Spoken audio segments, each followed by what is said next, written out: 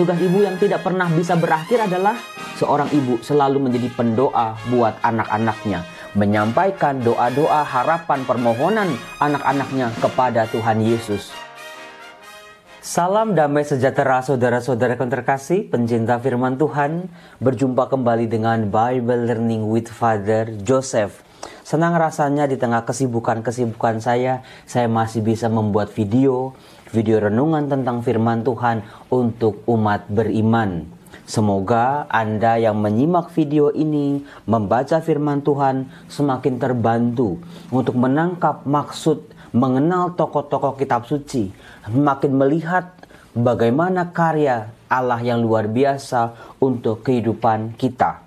Saudara-saudara, apa kabar Anda hari ini? Saya berharap Anda semua dalam keadaan sehat. Meskipun sibuk, tetap harus bisa meluangkan waktu untuk membaca firman Tuhan. Mohon maaf suara saya serada serak-serak bindeng seperti ini, karena kalau hari Selasa saya udah mengajar dari jam 7:30 sampai jam 11, terus mengajar lagi jam 2, ngajar lagi jam 6, terus kemarin sampai jam 8:30 mengajar. Pas pulang naik motor, hujan gede banget lagi. Ya hasilnya suara menjadi bindeng-bindeng seperti ini. Mohon maaf. Saudara-saudaraku terkasih, izinkan saya untuk memperlihatkan dua buah foto berikut ini. Coba Anda beri komentar di kolom komen tanggapan Anda tentang foto ini. 1, 2, 3, ini dia fotonya. Anda simak, Anda lihat. Di situ ada dua orang Romo, yang satu saya, yang lainnya Romo Erwin, sedang berfoto dengan mama-mama mereka. Bagaimana reaksinya, bagaimana pandangan matanya, bagaimana tatapannya, bagaimana relasinya. Silakan Anda tulis di kolom komen, apa reaksi Anda begitu melihat foto para ibu dengan anak-anak mereka sebagai imam, atau juga bagaimana reaksi Anda melihat foto para imam dengan ibu-ibu mereka? Saudara-saudara, saya selalu percaya bahwa di balik kesuksesan seorang anak, entah apapun mereka, pasti ada seorang ibu yang berdoa luar biasa. Pribadi yang betul-betul mau berjuang, sudah berjuang mengorbankan jiwa raga. Sejak anak itu hadir dalam kandungannya, sejak anak itu betul-betul hadir menjadi bagian dalam hidupnya. Dia lahirkan dengan seluruh perjuangannya, dia besarkan, dia susui, dia didik, dia ajar cara berdoa, dia ajar bagaimana anak-anaknya bisa mengenal Tuhan. Nah, ketika anaknya sudah jadi pastor, kira-kira apa sih yang dirasakan oleh para mama ini? Terima kasih buat semua didikan mama. Bukan sebuah kebetulan dalam bacaan Injil hari ini, hari Rabu tanggal 8 tahun 2023, di Minggu Prapaskah yang kedua, kita bisa berkenalan dengan seorang ibu yang juga akan melakukan apapun untuk anak-anaknya. Ibu itu disebut dengan sebutan ibu dari anak-anak Zebedeus. Siapa saja anaknya? Anaknya adalah Yohanes dan Yakobus. Dua anak ini meminta ibu mereka untuk meminta sesuatu kepada Yesus. Pertanyaan kita adalah, emangnya nggak bisa dua anak ini langsung meminta kepada Yesus? Kan mereka murid-muridnya. Kan mereka sudah dipilih oleh Tuhan Yesus. Kan mereka selalu mengikuti Yesus kemanapun Yesus pergi. Tapi kenapa tidak berani? Karena anak-anak ini juga tidak tahu apa yang mereka minta. Mereka minta yang satu nanti kalau Tuhan Yesus sudah ada di tahtanya di surga, satu minta duduk di sebelah kanan, satu minta duduk di sebelah kiri. Mereka nggak berani itu nyampaikan kepada Yesus. Mereka meminta ibu mereka. Dikatakan oleh ibu anak-anak ini, berikanlah perintah supaya kedua anakku ini kelak boleh duduk di dalam kerajaanmu. Yang seorang di sebelah kananmu dan yang seorang lagi di sebelah kirimu. Tetapi jawab Yesus, kamu tidak tahu apa yang kamu minta. Dapatkah kamu minum cawan yang harus kuminum? Yang menariknya, yang ditanya ibunya, tetapi yang jawab anaknya. Nah, di sini baru kelihatan sebetulnya permintaan itu adalah permintaan anaknya. Ibunya hanya diminta untuk menyampaikan pesan itu kepada Yesus. Maka betul, pantesan Romo, tugas para ibu selain mendidik, menjaga, merawat, mengasuh anak-anaknya, tugas ibu yang tidak pernah bisa berakhir adalah seorang ibu selalu menjadi pendoa buat anak-anaknya, menyampaikan doa-doa harapan permohonan anak-anaknya kepada Tuhan Yesus. Dan di sini terbukti Tuhan Yesus mendengar permintaan dari ibu-ibu mereka. Dan terbukti dalam kisah ini Tuhan Yesus selalu mengindahkan permintaan dari para ibu. Nah, anak-anak mereka menjawab, kami dapat. Nah, saudara-saudaraku terkasih, siapa yang sayang sama mamanya? Siapa yang betul-betul kalau kita tengok ke belakang, sebelum kita sukses seperti ini, sebelum kita menjadi seperti ini, semua adalah karena didikan orang tua kita, khususnya ibu kita masing-masing. Bersyukurlah bagi setiap manusia yang punya ibu yang baik, punya ibu yang gigih, punya ibu yang tidak pernah menyerah untuk anak-anaknya, punya ibu yang percaya anaknya pasti nanti bisa menjadi sesuatu, menjadi seseorang yang luar biasa. Maka alangkah sedihnya kalau ada seorang ibu melihat anak-anaknya gagal, melihat anak-anaknya kok tidak sesuai dengan yang dikehendaki oleh Allah. Anaknya hidup dalam dosa berat, anaknya keluarganya hancur-hancuran, anaknya ngelawan orang tua, anaknya tidak menghormati orang tua. Bagi setiap anak yang mendengar video ini, hormati ayah dan ibumu. Itu tugas kita. Nah, saudara-saudara, berkaitan dengan itu, saya mau mengangkat satu tema dalam video ini. Jadi ceritanya begini. Beberapa hari yang lalu ada seorang imam yang mamanya meninggal dunia. Anda pasti tahu kalau Anda umat Jakarta, nama pastornya Romo Simon Lili Cahyadi. Mamanya meninggal di usia 85 tahun. Sebagai rekan imam, saya melawat ke rumah duka di Abadi, Jelambar. Nah, waktu itu saya datang sekitar jam 3 sore bersama beberapa umat dan juga rekan imam lainnya. Di situ saya melihat ada beberapa umat yang saya kenal, ada murid-murid saya juga, ada kenalan-kenalan saya juga. Nah, ada satu pribadi yang membuat saya terperanjak, yang juga hadir di rumah duka itu. Seorang dari masa lalu saya. Wah, Romo Yosef siapa nih? Orang itu bernama Bapak Frans Tan.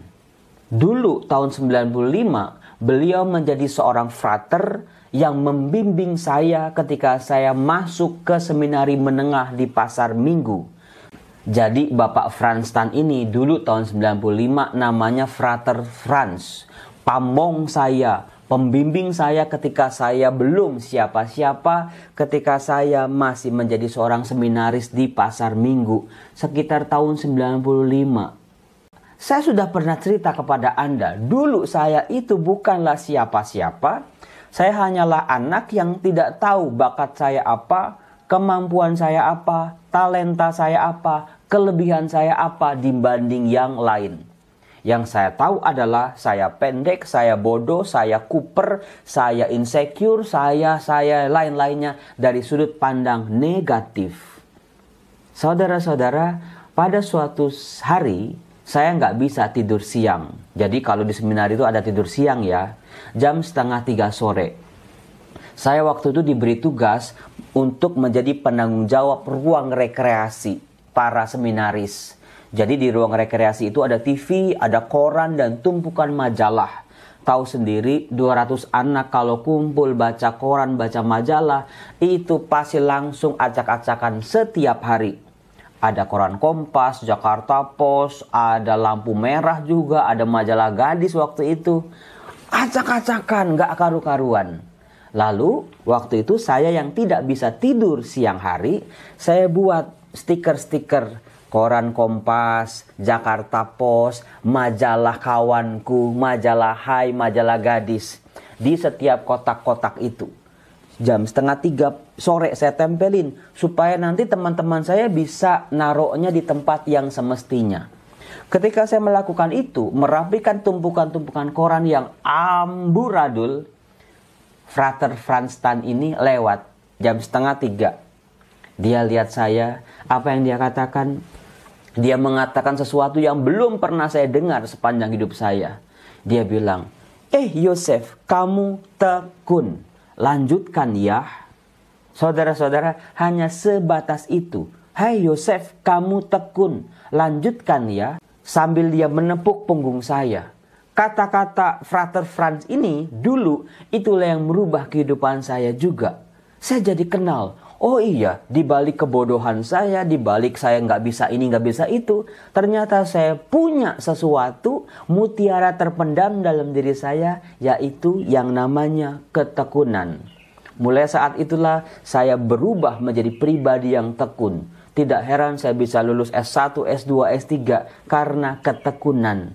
Entah ketekunan dalam doa, ketekunan dalam belajar, disiplin dalam segala peraturan-peraturan. Maka di rumah duka waktu beliau menghampiri saya perkenalkan beliau ini ke orang-orang yang ada di sekitar saya. Murid-murid saya, umat saya. Perkenalkan, ini Franz Tan. Dulu beliau pamong saya. Tanpa dia, saya bukan apa-apa sekarang ini. Dari cerita singkat ini, sebetulnya yang mau saya sampaikan adalah, sebagai umat beriman, kita diajak untuk bisa menjadi pribadi yang tahu berterima kasih. Bisa menghargai jasa-jasa dan kebaikan orang. Mengapa hal itu penting? Dalam masa pertobatan ini, seringkali kita memandang begitu sempit tentang arti pertobatan. Oh, pertobatan itu adalah kita menjauhi dosa. Pertobatan itu kita nggak berbuat dosa lagi. Pertobatan itu kita membersihkan diri. Saudara-saudara, saya mau memperkenalkan kepada Anda dari bacaan pertama hari ini. Seorang tokoh dalam kitab suci yang sangat terkenal yang bernama dalam bahasa Ibrani namanya Yirmiyahu. Artinya Tuhan yang meninggikan. Yirmiyahu dalam bahasa Indonesia menjadi Yeremia. Para nabi dalam perjanjian lama adalah pribadi-pribadi yang secara konstan berbicara soal pertobatan. Saya pernah berbicara kepada Anda di video-video saya. Dalam bahasa Ibrani tidak ada kata pertobatan. Dalam bahasa Yunani ada metanoia. Dalam bahasa Ibrani tidak ada yang seperti itu. Dalam bahasa Ibrani yang ada adalah berbalik. Nah, Anda pasti pernah lihat seorang bayi yang umurnya mungkin 5 bulan, 6 bulan. Bayi itu biasanya lagi ngapain? Lagi belajar berbalik. Nah, persis seperti itu keadaan kita dalam pertobatan. Kita tahu manusia harus punya relasi dengan Tuhan. Kita tahu manusia harus dekat sama Tuhan. Tapi kita seperti bayi yang tidak bisa berbalik kepada Tuhan. Kalau udah menjauhi Tuhan, kalau udah membelakangi Tuhan, kayaknya susah sekali buat kita untuk berbalik.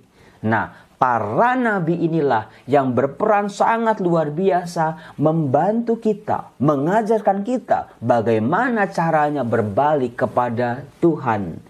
Maka jasa para nabi ini tidak bisa dipandang sebelah mata. Apakah Anda pernah membaca kitab Yeremia? Menghafal betul-betul, tahu betul-betul apa yang dikatakan oleh Nabi Yeremia? Mungkin sebagai orang beriman yang kita kenal itu kisah panggilan Nabi Yeremia. Tetapi yang lain-lain ya dilupakan begitu saja. Nah, mari kita lihat Yeremia bab 18 ayat 18 sampai 20. Ngeri luar biasa.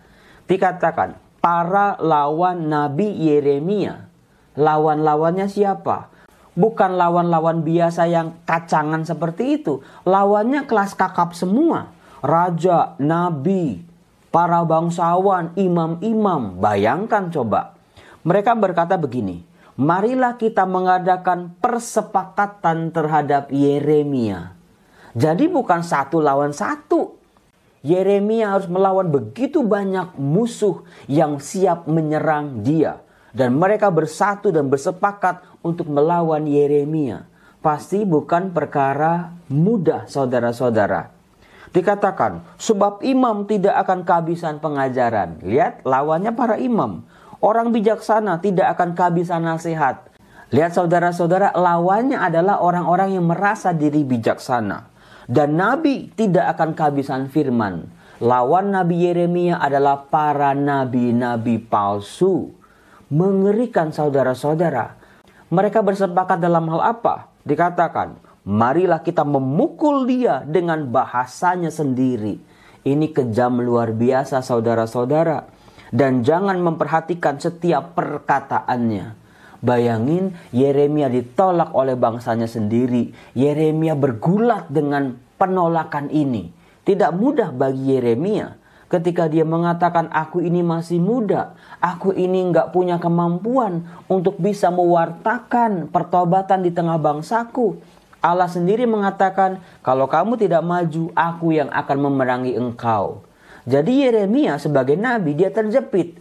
Oleh Allah dia didesak. Oleh bangsanya dia juga didesak. Dia di tengah-tengah gepeng. Makanya oleh para ahli disebut Yeremia adalah the prophet of tears. Nabi yang penuh dengan air mata. Gak mudah buat Yeremia menyampaikan pesan penghancuran kepada bangsa yang sangat dikasihinya. Bangsa yang sangat disayanginya ini. Tidak mudah. Tetapi sayangnya bangsa ini malah menolak pewartaannya dan tidak mau bertobat. Saudara-saudara yang terkasih, mudah-mudahan jasa besar Yeremia ini membantu kita untuk, iya ya, ada begitu banyak orang yang sudah berjasa demi pertobatanku. Nabi-nabi dalam kitab suci, Allah sendiri, kemudian juga orang tua kita, ibu kita. Itu kaitannya saudara-saudara, luar biasanya firman Tuhan hari ini. Saya berharap pertobatan kita semakin serius, penuh dengan kuasa dari Allah. Salam, Tuhan Yesus memberkati.